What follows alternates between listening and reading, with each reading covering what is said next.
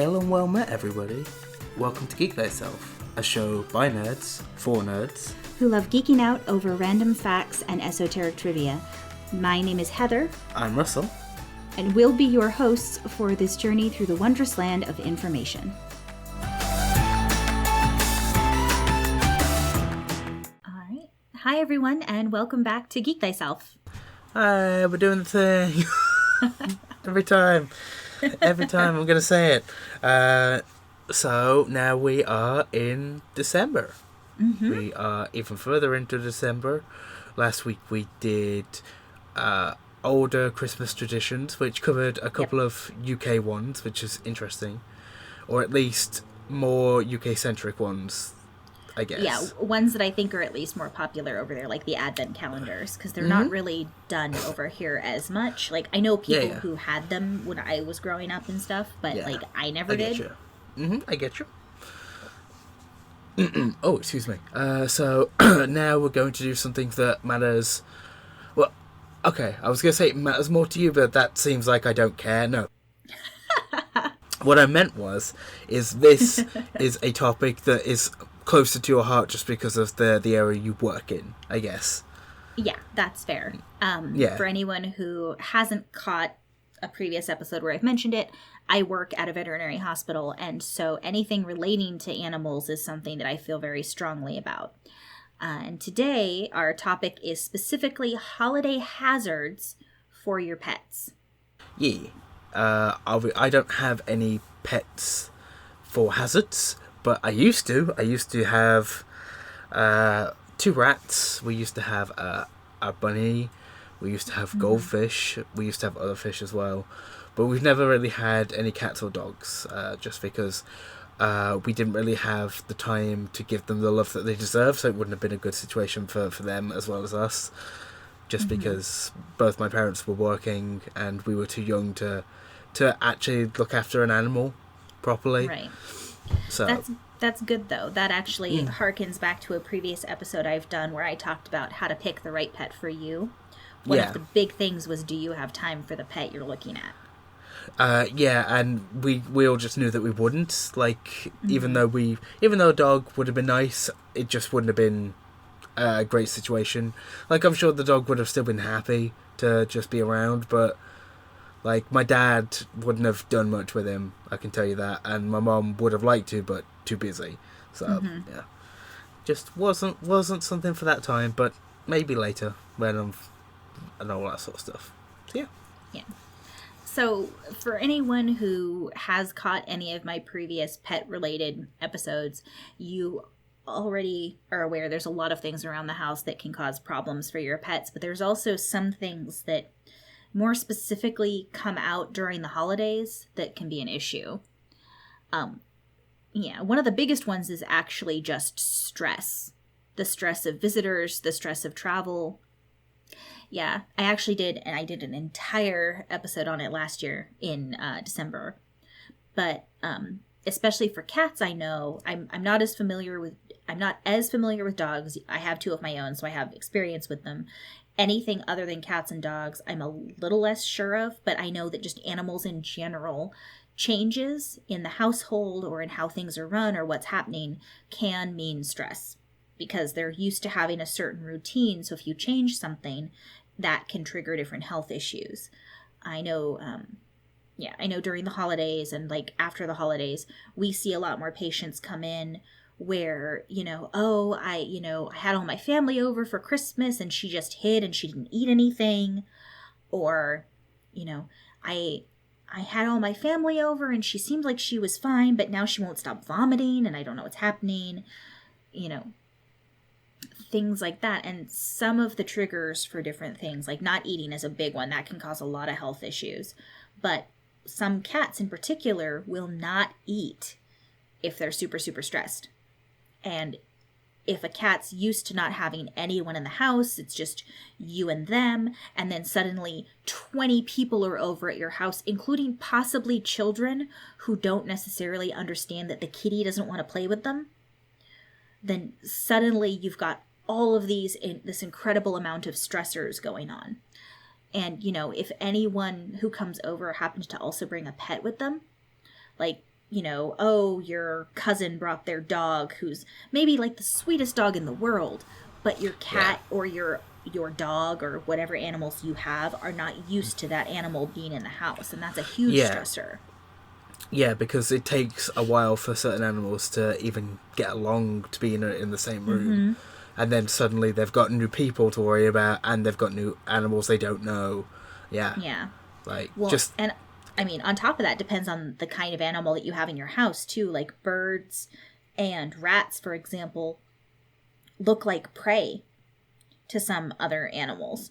And, you would hope that if someone was coming over to your house, they wouldn't bring over an animal that has a really strong prey drive. But sometimes you don't know the animal has that prey drive because they've never been around them. Yeah, that makes sense. But not inside that sort of regards. But back on the other point of the stress thing, it's like I'm a fairly introverted person, and most people generally that I know are like that. So it's just like, think about it in that kind of way. If you're thrown into a place with a load of different people that you don't really know, and then you've got to worry about them all the time. If that's stressful for you, it can be stressful for your animals. Exactly. That's a really good way to look at it. And the thing is that stress, it's just like some people will get stress headaches, or they'll get stress nausea, like stress upset stomach issues, stress diarrhea. The same thing can happen to your animals. Any of those stressors, if there's enough of the stress, could trigger some sort of health issue because their body is going to do something with that amount of stress going on. Yeah. It's got basically, it's just trying to work off the extra anxiety and energy that's being, I guess, sort of produced because of how hyper and on edge they are because of it. Yeah, I guess that makes sense. And there are things you can do to mitigate some of those stressors.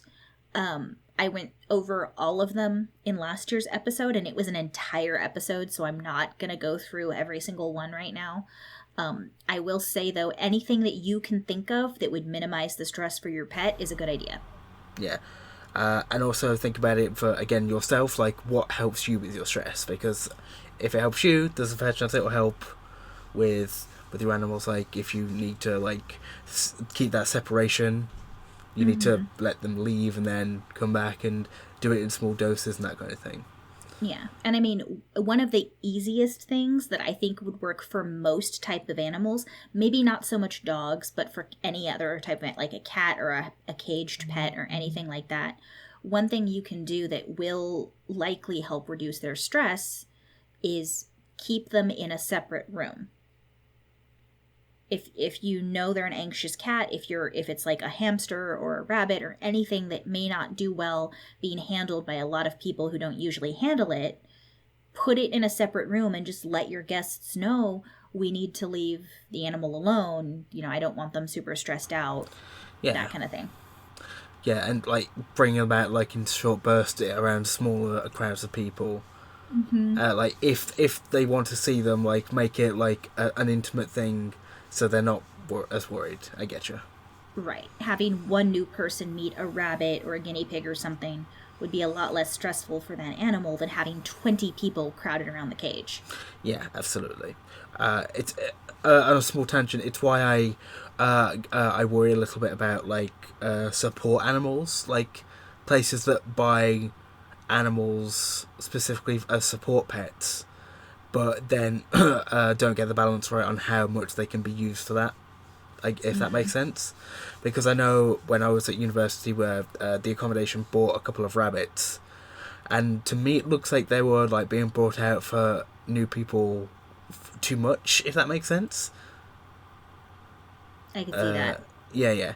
I don't know if that was. I know that they were looked after and they were fed well and that kind of thing, but I don't know if they were ever stressed about that, and I hope they weren't, but I don't know. Sorry, that was just a weird tangent, but it's just something that I thought about, like, with, like, animals having new people to worry about and being around, that's all. Yeah, and some of it's going to depend on your individual pet. Like, my dogs are like, oh my god, people. Like, they're so excited. But there's other dogs out there that are not that way. And it's the same with my cats. Like, two of my cats are like, person, you're going to pet me? More people? And one of my cats is like, see ya, I'm going to go disappear, and when it calms down, I'll come back out again, maybe. Yeah. Maybe. I like the maybe. You know, it's very different depending on the pet. Like, if I had 20 people over at my house, I wouldn't worry about Cupid or Mowgli because they're going to be like, people, people, people, people, people.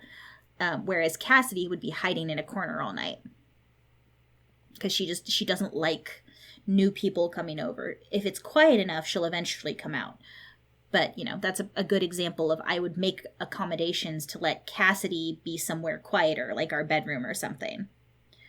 You know, you can move the potty box, you can move the food bowl, you can put everything in there for them so that they don't have to go anywhere, and then it's less stressful. Yeah, okay, that makes sense. Sounds good. So, general stress is something just to be aware of, basically, when you're bringing a lot of people in. Okay.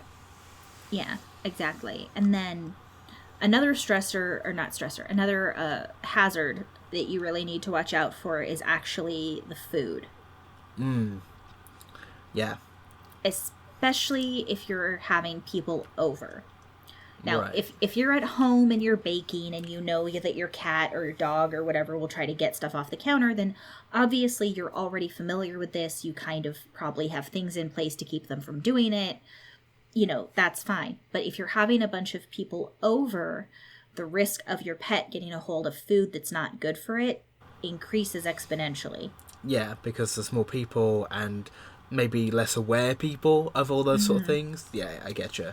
So it's very easy for them to just take that little bit of chocolate that they shouldn't have or whatever. Yeah, and I mean, there's a lot of things that are toxic for animals that are just everyday food that you and I would eat. Yeah. That was a whole episode I did previously also on pet-related stuff. Doesn't surprise me. But, I mean, a short list I can run through of some of the things that you may not think are necessarily bad for them. Grapes and raisins. Any kind of grape or raisin is extremely toxic for dogs. And that also means any kind of wine or any product made from grapes. Specifically, it's the skin of the raisin that has a toxin for dogs. So, like, any kind of bread puddings or cinnamon bread or raisin bread, anything that has raisins in it, any kind of wine, anything like that could potentially be fatal for your dog if it eats it or drinks it. And it's not something where I necessarily think someone's going to hold their wine glass down and let your dog drink out of it. But if they spill some and the dog drinks it, that could potentially cause problems for them. Yeah. And then most people know about chocolate not being great for dogs. Right. It's also not great for cats either. Is it not? I didn't know that. Yeah, I mean, it's not quite as severe a reaction as dogs, but it's still not good for them. Is there anything else that, like, perhaps, like, with, like, Christmas food being cooked, is there anything else that you should be worried about? Yeah, lots of spices can cause problems, and onions. Okay. Oh, onions too. Onions are a big one. I can't remember exactly what they do off the top of my head right now, but I know onions are not good for cats and dogs. Garlic, it's a little questionable, but it's probably safer just not to. And then, I mean, honestly, holiday food in general, anything you give your pet that they don't usually eat could potentially cause some GI upset. Yeah, because they're basically being fed something that they're not used to. Like, just like when people have those kind of reactions too. That makes sense. Right. Exactly. Yeah. And on top of that, there's the fact that it's not just the actual food that you have to worry about, it's also the trash. Especially with dogs, because if a dog gets into a trash can or knocks it over and eats a bunch of stuff, you have to worry about, like, turkey bones, which could cause major issues. You have to worry about the spices and the stuff that are on the skins. Right. All the packaging, which they would potentially eat because it tastes like the meat and they don't know any better. You also have to worry with any kind of a pocket pet or a bird or anything like that, that someone who's over at your house might think, oh, this is great. I bet the guinea pig would love a carrot. I bet the bird would love this piece of bread. But depending on what kinds of spices and things are in those items, it could potentially cause problems. Especially like if you... I don't know specifically what spices are bad for guinea pigs, but I imagine there's a few. Oh, And yeah, definitely. If you fed them like a carrot that had been roasted with a bunch of spices on it, you have no way to know if those spices are going to cause a problem for the guinea pig, and your guests might not think anything of it if they're not used to taking care of that kind of an animal. Especially if it could be younger kids going around with like, hey, eat exactly. Yeah. Or candy. Like holiday candy, all the sugar is not good for the animals any more than it is for us. But when you factor in the fact that they're so much smaller than we are, the same amount of sugar can cause a much bigger problem for them because we are much bigger and can tolerate it. Yeah, we can tolerate more sugar because it takes longer to get through, but guinea pigs, they can fit in our hand, so... Yeah.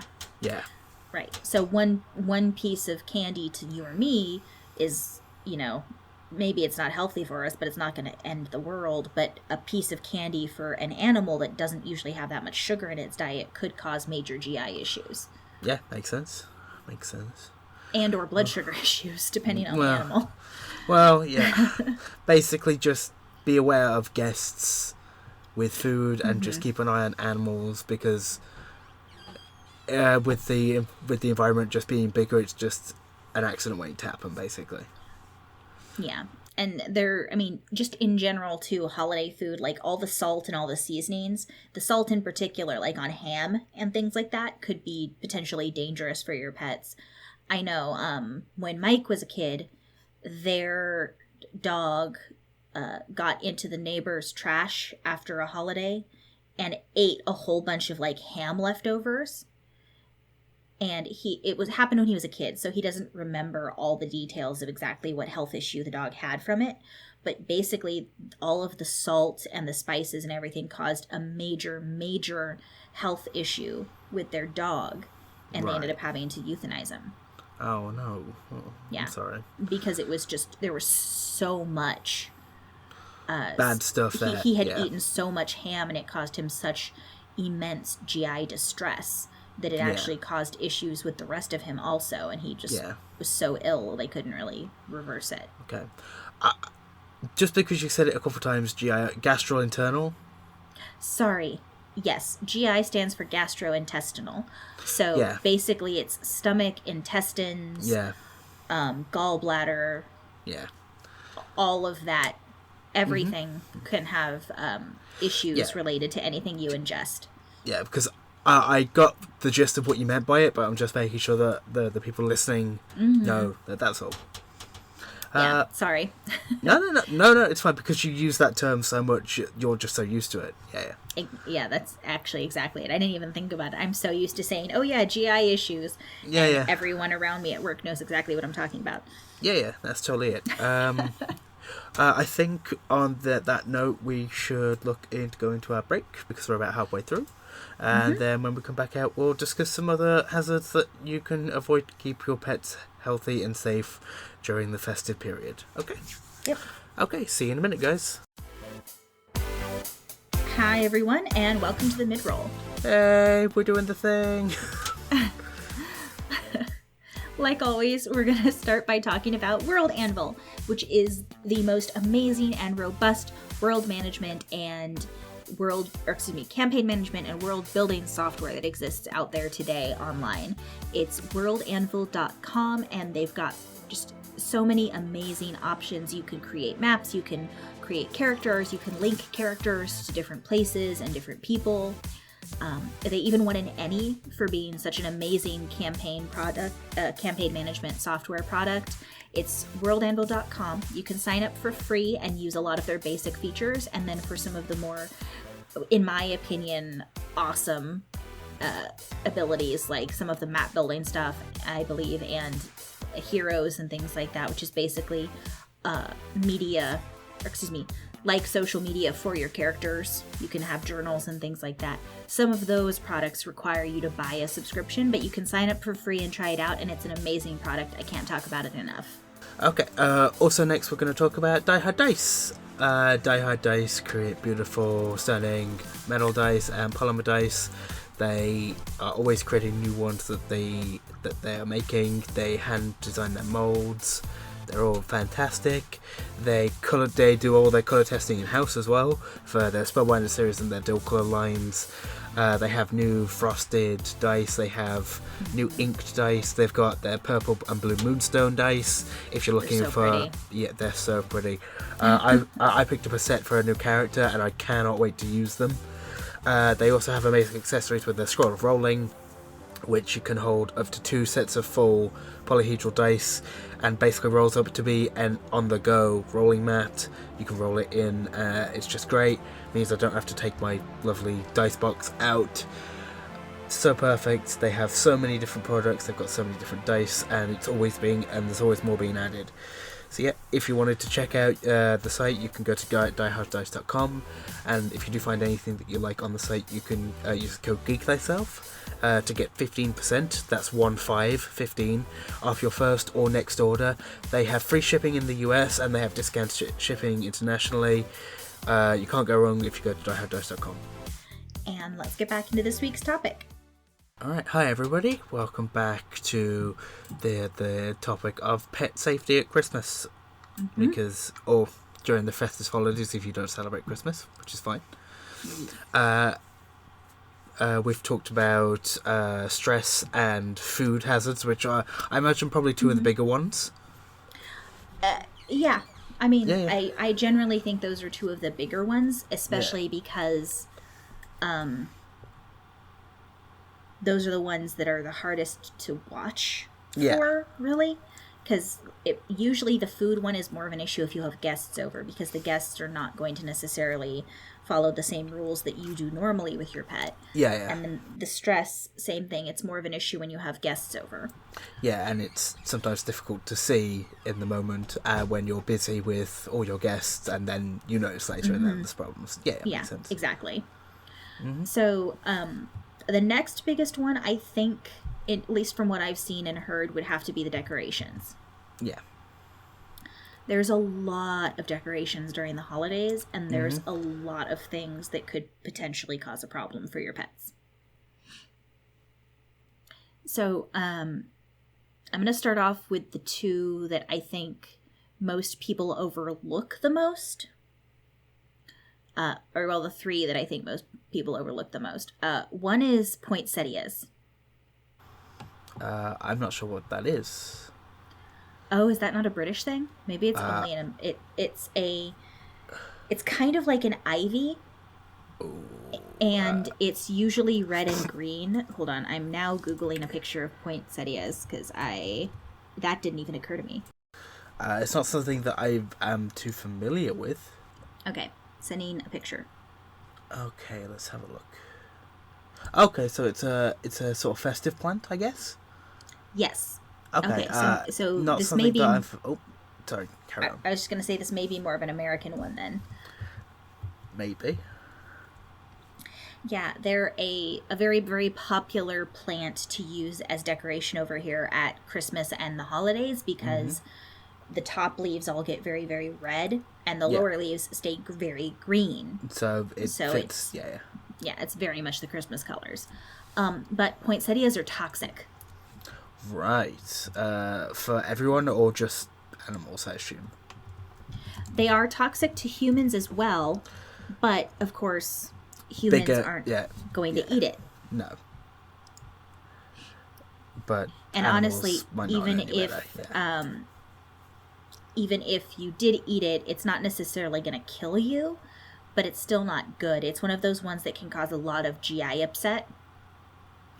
And they're mildly poisonous to humans and animals. So they're not necessarily, it's not like a deadly hazard.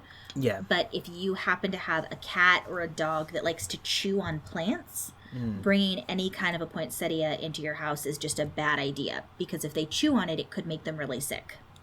Yeah, that makes sense. And obviously you and I aren't going to do that. But we're humans and we know enough to know it's toxic and don't eat it. Yeah. Animals don't understand that. They just see a plant and they're like, oh, I like eating plants, nom, nom, nom. And then they have a problem. Yeah, I get you. Along those same lines, any kind of lily. Okay. That's more of an Easter hazard, not necessarily a Christmas hazard. Yeah. But if you happen to be someone who really likes lilies, or honestly any kind of bulb flower for decoration purposes, every bulb-based flower that I've ever looked up Yeah. has been toxic to cats. Gotcha. So basically you avoid them entirely. Yeah, and dogs. Now, the toxicity level varies. Right. Okay. You know, how toxic it is varies depending on the bulb. But they all at least cause GI upset. So yeah, so we had some in our yard when we first moved in, and the dogs basically leave them alone. So those ones we kind of let be, but I refuse to bring any in the house. Yeah, I totally understand. You already deal with enough issues at your work. You don't want to bring those issues home. Yep. Exactly. And then lilies actually can cause kidney failure in cats. Oh, really? I didn't know that.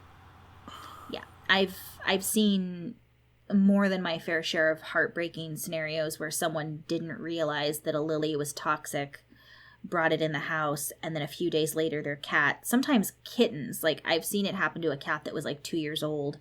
The owner just didn't know. No one had ever told her. She had no idea. And she brought someone gave her a lily at Easter, and the cat chewed on it and had to be put to sleep because its kidneys had just completely shut down.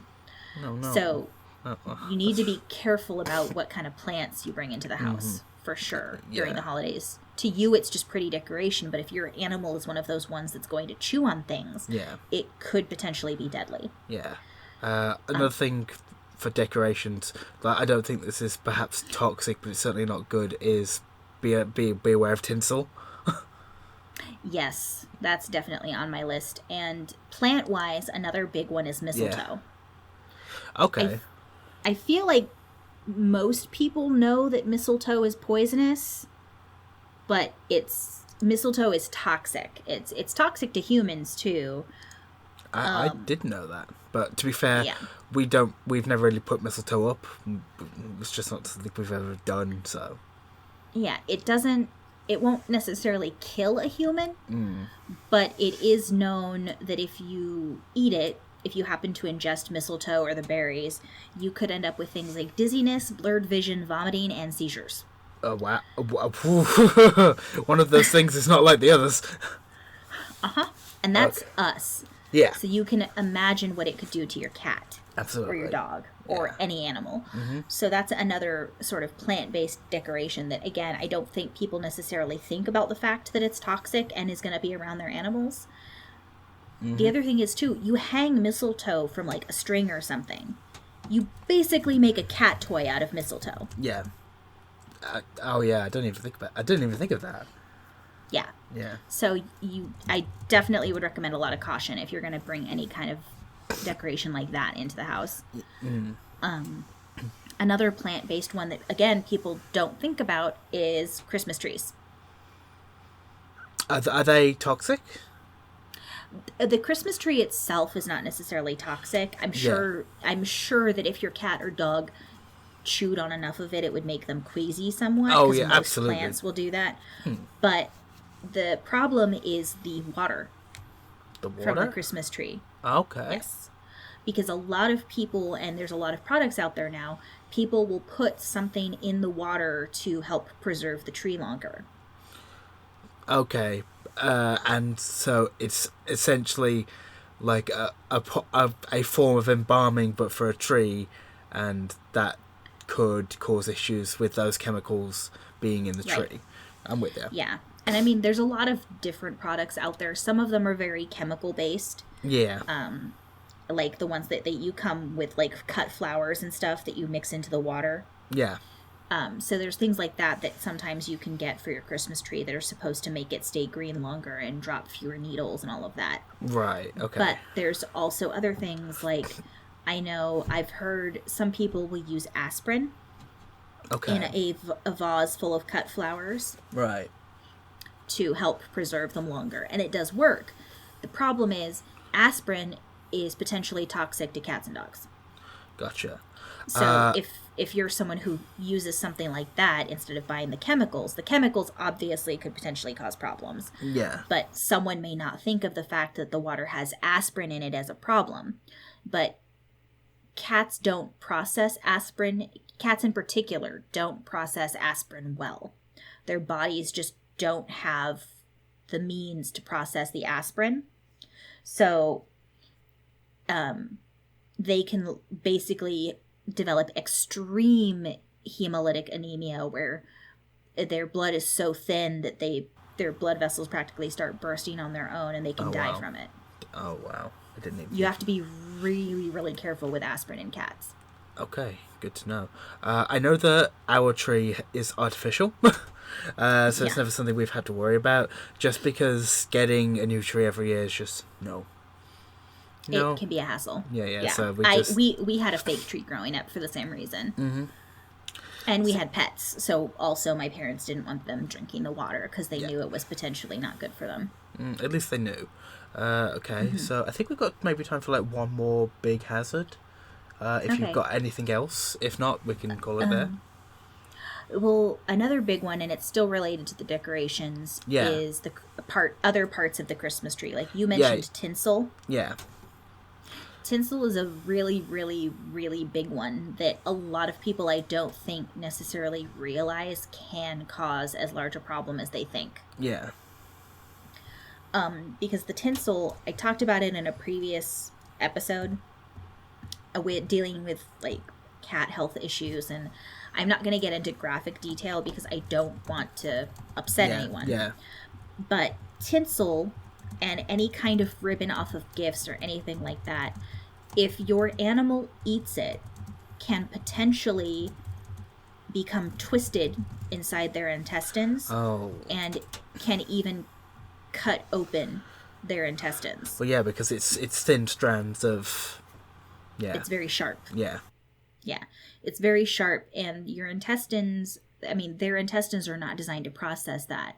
So especially if things become twisted and the tinsel isn't wrapped in enough stool to pass through, they can potentially develop extremely, extremely severe health issues. And in most cases that I've seen, if they actually do eat something like that and it's starting to cause them problems, the only hope is to go to surgery. And it's a major surgery where your veterinarian would have to literally cut open their intestines to remove whatever's tangled inside them.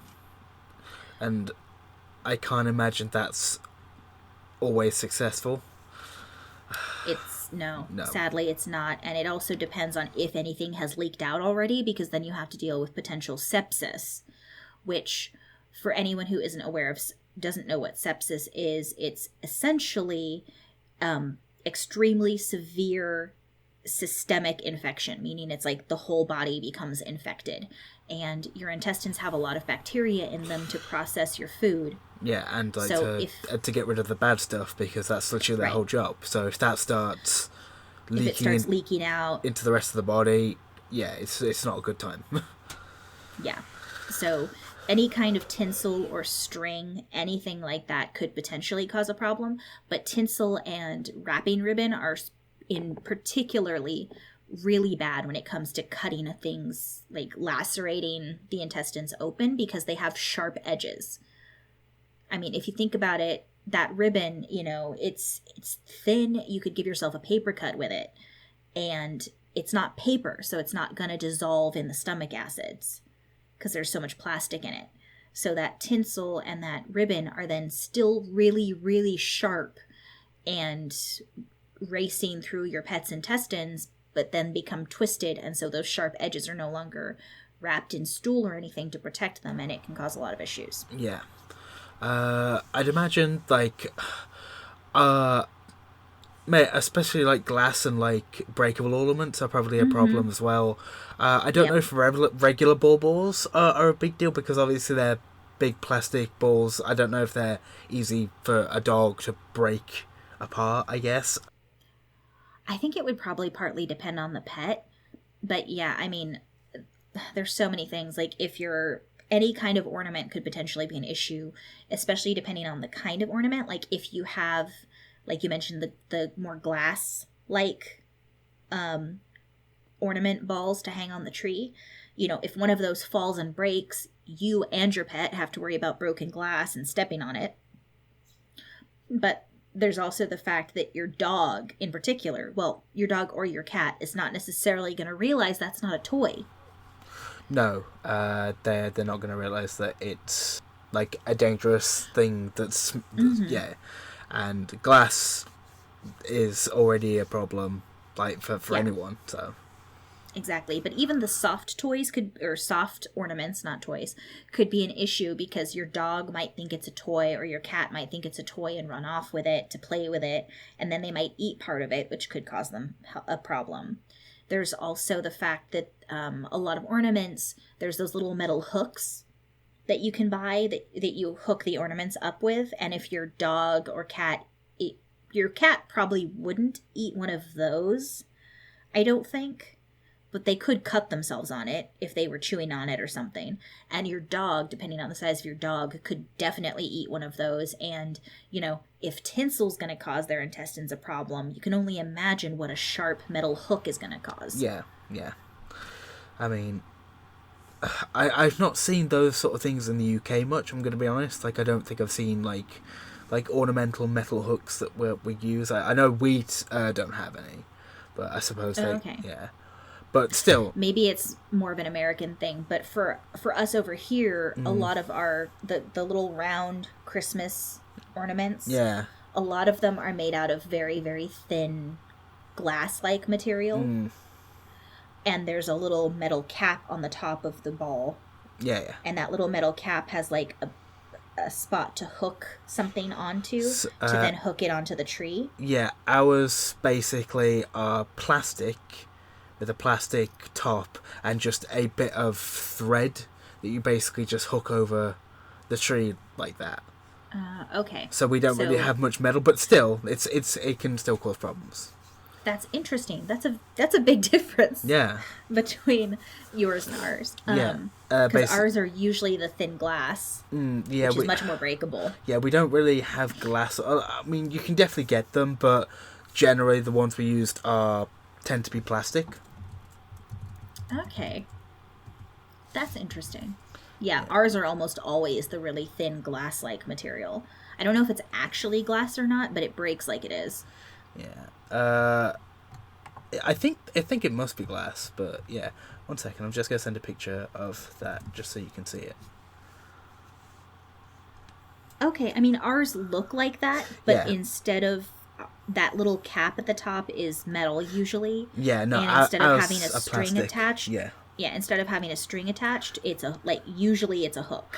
Yeah, no, with us it's always just sometimes a string. It's a string. Yeah. Usually it's a hook. Yeah. And the little balls that we have, they look similar, but they're usually more of a glass-like material. Yeah.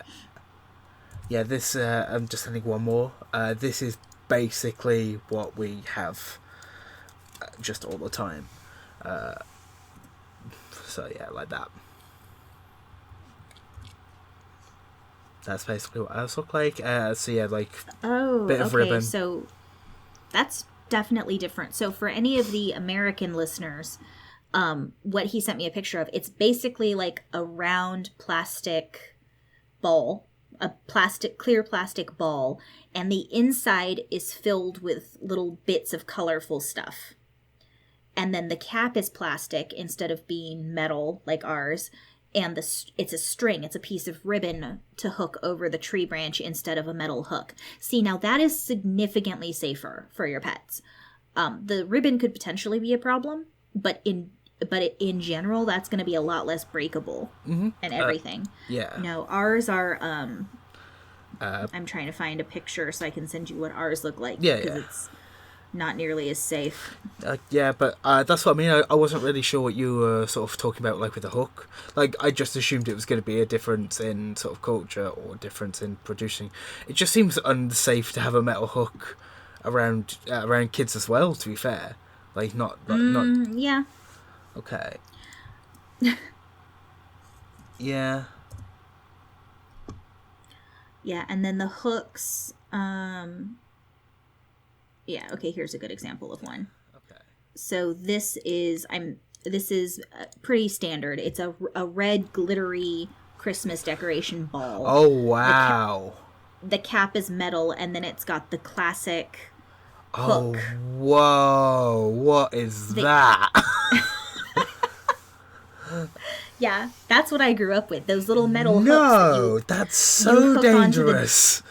You hook it onto the different ornaments and hang it off the tree. That's so dangerous. Yeah, those are very, very standard. They call them ornament hooks. No, that's not good. Yeah, or they're called ornament hooks or ornament hangers, and you can buy. So, according to Google, you can buy a box of 100 for $1 at Target. No, why? Why don't you just? Yeah. No. Like, yeah, that's absolutely dangerous.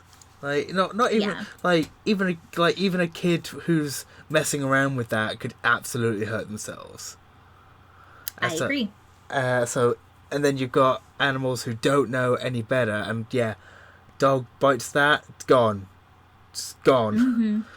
Oh, yeah, wow. if they bit one of those, they could easily cut their whole mouth open. Oh, absolutely. Not to mention they might swallow some of it in the process, so they're swallowing glass.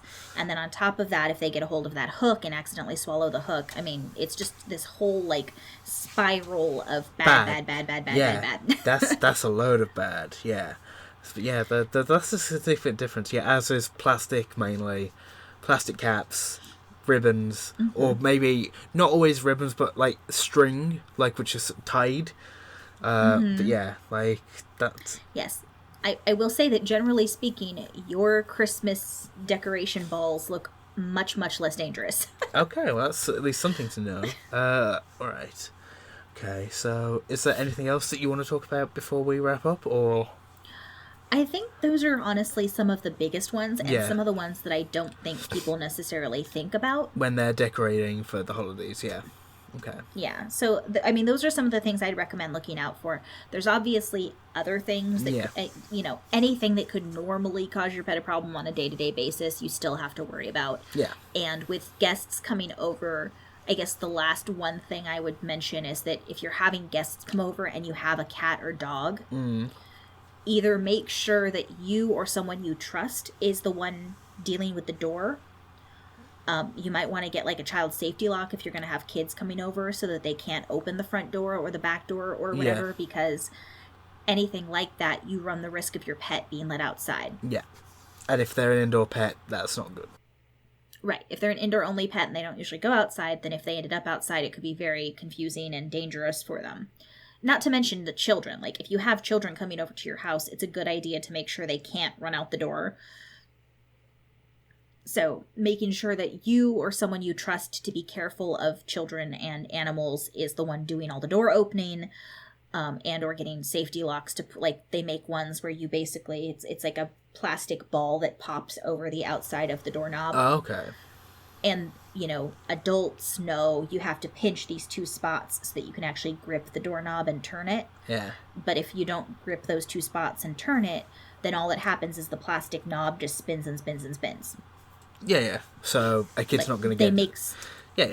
Exactly. They make stuff like that that's very easy to find. Yeah. And then it's just one less thing you have to worry about. It's a little annoying for those adults who have to deal with it, but it's, it's worth once a year, and then you could put it away and get it back out again. Yeah. So. And keeping your animals and kids and everything like that safe is worth it anyway, so. Agreed. All right. Okay. But yeah, I guess that's where I'd end it. And just please, for anyone listening to this, don't assume that this means I don't think you should decorate or have any fun of any kind. No, just... when dealing with the holidays, just be careful. Yeah. And if you know your pet, look at what you're putting out and think to yourself, is my pet going to try to get into this? Yeah. And if the answer is yes, and it's dangerous for them, then you may want to figure out a way to make sure they either can't get access to it easily, or they're observed and being watched whenever they're near it, or something like that. Yeah. So yeah, it's not about like taking away people's fun. It's just making sure everyone's safe while they're doing it, including the animals that you've chosen to bring into your home. That's all. Yeah. And I will say, personal opinion, I would order some Christmas ornaments from England, because it's a whole lot less dangerous looking than ours. Yeah. They last a fair amount of time. We've had the same ones for like over a decade now. So yeah, but Yeah, that just looks really bad. I mean, even opening the packages when you're pulling things out of storage for those the colorful Christmas balls can be a problem, because those little round ornaments are so fragile. You end up with crack. Yeah, you end up with several cracked in a box, and you have to open it and not cut yourself on the pieces. Oh wow, that just sounds like a problem. Like, that sounds like someone's practical joke gone wrong. Yeah, I would much rather have the plastic ones. That sounds way better. I will keep that in mind and bring some with me to WonderCon.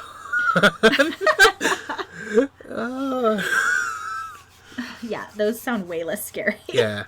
Alright guys, well, thank you for listening to this. Keep your family safe and your pets safe during the holidays. I say that like your pets aren't family, but to a lot of people they are. Yeah, so this is very true. Yeah. Just make sure that they're looked after and you're looked after while you're doing it. And with that, we will see you all next week. We hope that you're enjoying the festivities that I'm sure have sprouted up around you. Now we're like 2 weeks in. We will see you soon. All right. Bye, guys. Bye. Thank you for listening to this week's episode of Geek Thyself. Don't forget to check out all the other amazing content on the Nerdsmith Network. If you have any questions for either of us, you can get in contact with us on Twitter at geek_thyself. You can also email us at geekthyself@nerdsmith.org. And please don't forget to go to iTunes and leave us a review, or also go anywhere you listen to your podcasts. We'll be back next week with another informative and fun episode. And until then, don't forget to geek thyself.